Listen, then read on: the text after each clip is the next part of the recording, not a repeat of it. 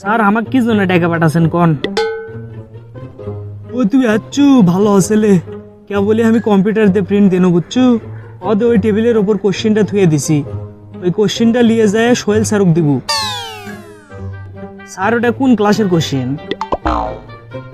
সেটা শুনে তুই কি করবো? তোকে যে কাম করছিস সেটা কর যা। ও আচ্ছা আচ্ছা সরি স্যার আমি এখনই সোহেল স্যারক নিয়ে যা দিচ্ছি ওটা। এটা নিয়ে ইংরেজির কোশ্চেন আমাদের ক্লাসের। তাড়াতাড়ি মোবাইল বের করে ছবিটা তুলে নি স্যার বোঝাও পারবি না। এ বন্ধু একটা কথা কত দেখি মানুষ দিন আনে দিনও খায় কেমনে আমি তো সেটাই বুঝিচ্ছি না। দেখ সল্টেস ফালতু কথা কই আমার টাইমটা ওয়েস্ট করিস না। 2 দিন পরে ইংরেজি পরীক্ষা আমাকে যা পড়বে দে।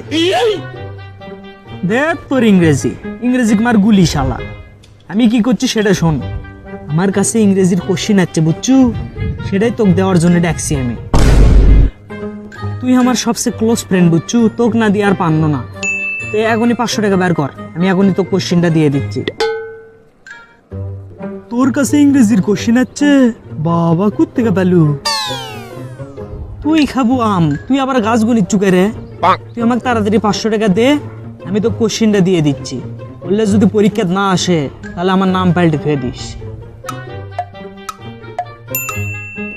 কারে সল্টেছে উনকা করিচ্ছু কে তুই কমন পড়েনি তোর?